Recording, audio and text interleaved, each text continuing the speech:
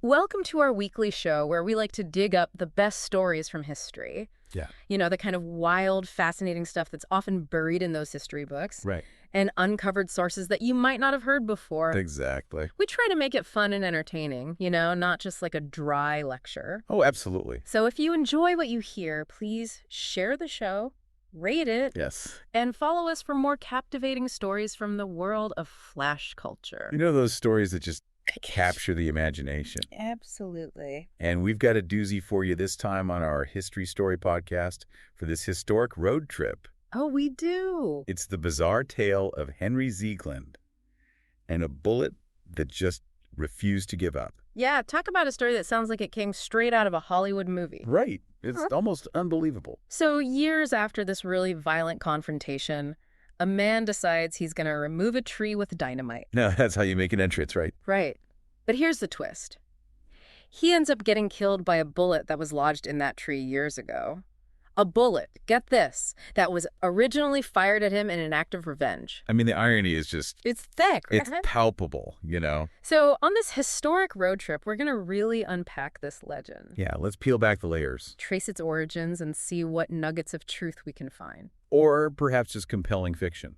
Or maybe both. Right. Who knows? That's the fun of it. Okay, so let's paint the scene here based on the legend. Okay. We're in Honey Grove, Texas. Right. Sometime in the late 1800s or early 1900s. Yeah, the exact year is a bit fuzzy. Right. Which, as you know, can often be a sign Of a story. that's been told and retold, right? Exactly, like a game of historical telephone. Okay, so we've got Henry Ziegland, our main character in this drama. Yes. And he's a man who's recently ended a relationship.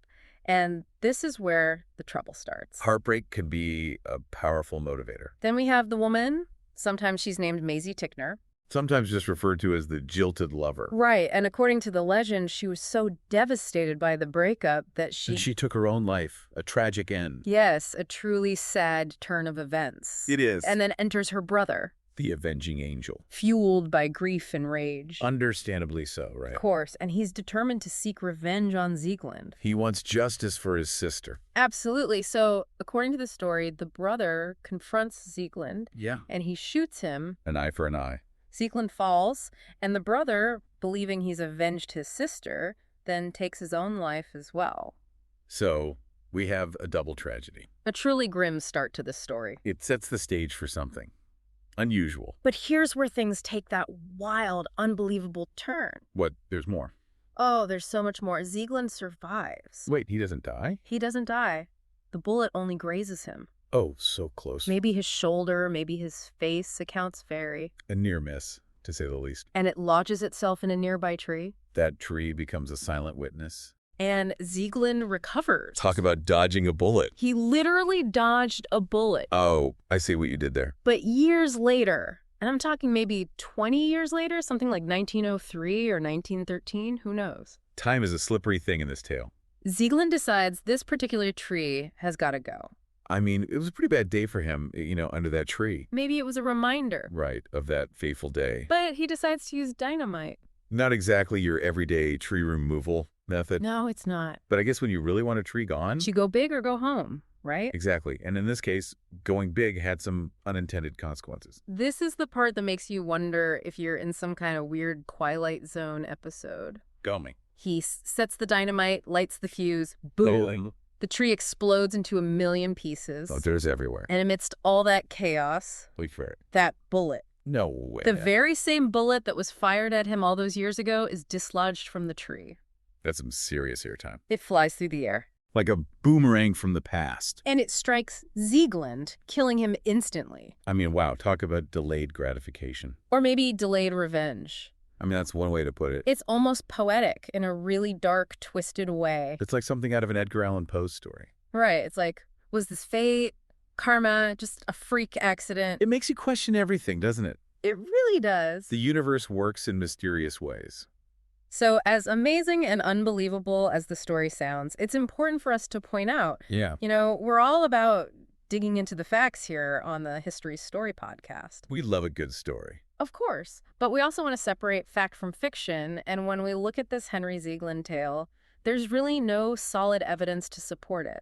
That's the thing with these really good stories. Sometimes they're just too good to be true. Right. And even with a story this crazy, with suicides and shootings and a death by dynamite-propelled bullet, you'd think there'd be something, some record. Right, like a newspaper article. Exactly, something in the local Honeygrove paper from that time. Or even just some town gossip, like a juicy tidbit passed down through the generations. Nothing. It's strange. It is, right. And there are no reports of Ziegland's death that match the story either. So what are we left with? Well, it seems like we're dealing with folklore or an urban legend. A tall tale that's captured imaginations. A really good one, too. Oh, yeah, it's a classic. So let's try to understand why this story, even if not entirely true, took hold the way it did. Okay. It's the late 1800s, early 1900s in Texas. A time and place where things were a little wilder, a little less documented. Definitely. And emotions, honor, justice. It all seems a lot more immediate back then. And you can imagine how a story like this would spread through word of mouth. Getting more dramatic with each telling. Absolutely. And this is also the time when publications like Ripley's Believe It or Not were really taking off. Oh, yeah, those folks loved a good bizarre tale. And they weren't always too concerned with fact-checking. They knew what the people wanted. A healthy dose of the unbelievable. So even if no one in Honeygrove reacted to the events when they supposedly happened, because they probably didn't happen quite like that, Right. the reaction came later as the story itself started to make the rounds. It became a sensation. It captured the public imagination. A real head-scratcher. It definitely is, and now it's considered this classic urban legend. A tale that's passed down through generations. An example of, like, the ultimate cosmic coincidence. Or maybe just a really good yarn. Maybe both. Let's explore some of the theories around how this story came to be. Right, let's dive in. So, theory one. What if it's all true? Maybe records were lost or never even existed. It happens. And maybe the story's just too perfect, too poetic to be made up. It's tempting to believe, right? It is, but when you really look at it, the lack of evidence makes this theory pretty unlikely. Yeah, you need some receipts to back up a story like this. Theory 2, folklore, an urban legend. This one seems much more plausible. Right, there are no newspaper reports, no official records. And the details change depending on who's telling the story. Exactly, the dates shift, the names are sometimes different. It's a classic sign of a story that's evolved over time. Like a verbal game of telephone. Then we have theory 3, a kernel of truth. Okay, this one's interesting. So maybe there was a shooting, but it wasn't as dramatic as the legend suggests. Okay, maybe a minor injury. And maybe Ziegland died years later, but in a totally unrelated accident. And over time, the story got exaggerated. The details morphed. Embellished for that extra oomph. And it turned into the incredible tale we know today. Makes sense. And finally, theory 4, complete fabrication. So someone just made the whole thing up? Maybe someone who loved those weird, strange but true stories just invented it. And it was so good, it just took off. Exactly, because it is a really good story. Oh yeah, it's got all the elements, the drama, the irony, the bizarre twist. And when you look at the evidence, or lack thereof, it does seem like the most likely explanation is that it's either folklore or complete fabrication. As much as we might want to believe it. But hey, even if it didn't happen exactly as the legend says, it's had a huge impact on our culture. Oh yeah, for sure. It's a prime example of eerie coincidence and ironic fate. Like the universe has a twisted sense of humor. And we can't forget Ripley's Believe It or Not. They really helped popularize this story. Yes, it gave it a platform. And it became this cultural shorthand for truth is stranger than fiction, even though... It probably wasn't true. Probably not. But that doesn't make it any less fascinating. And it's inspired so many fictional works, the trope of delayed consequence. Right, it pops up everywhere. The Ziegland tale, real or not, it's become like the archetype for that. And it keeps getting rediscovered by new generations. Thanks to the internet. Oh yeah, once something's online, it's like it never really goes away. It's this perfect internet legend full of mystery and the unexplained. We love those. All right, so let's get into some of the deeper cuts of this legend. Okay. First, that Ripley's connection. They're all over this story. They really are, and it seems like most of the early printed versions of the story link back to them. To find the very first mention, you'd probably need to spend hours digging through their archives. Which would be fascinating, but maybe for another time. Right. Then there's the location, always Honeygrove, Texas. But, local historians there say they haven't found any evidence to support it. And we've checked digitized newspapers from that time period, and... Nothing. Nothing. Not a single mention of these events. It's almost like they never happened. And the physics of the story are interesting, too. Yeah, the whole bullet in the tree thing. Would a bullet from that era even survive that long in a tree? Good question. Would it be lodged shallow enough for dynamite to dislodge it? Or would it just get pushed deeper in? And even if it did fly out, could it really be lethal after all those years? These are all questions that make you raise an eyebrow.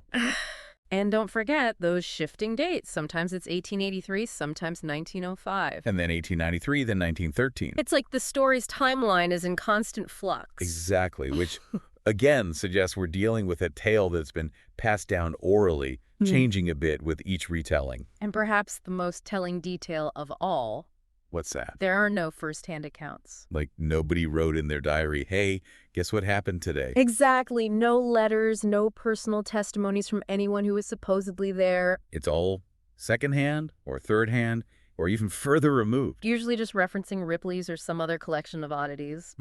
That's pretty suspicious. So for anyone listening who's as intrigued by this story as we are and wants to do some digging of their own, here are a few places to start. First, check out Snopes. They're the myth-busting experts. They've got a great analysis of the Henry Ziegland bullet story. They'll lay out the facts, or lack thereof. And then you could dive into the Ripley's Believe It or Not archives, see how they presented the story. You might find some interesting tidbits there. If you're really feeling adventurous, you could try searching digitized Texas newspaper archives. You know, like Chronicling America or newspapers.com. See if you can find any mention of these events in Honeygrove around those alleged dates.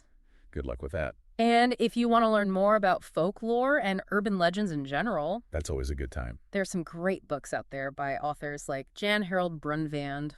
They really know their stuff. And lastly, don't forget about online forums and discussions, Reddit, those kinds of places. Oh, yeah.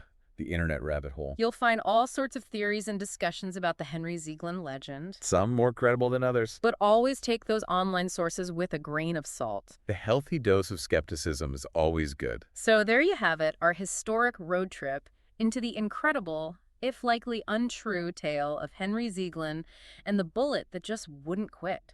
What a ride.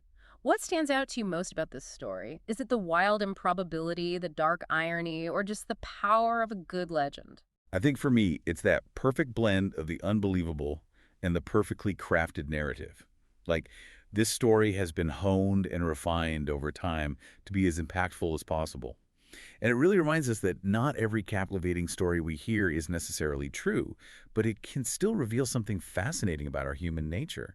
We love a good mystery, and we're drawn to the bizarre. I totally agree. And for me, it's that enduring power of a story to capture our imagination, even when we suspect it might not be true.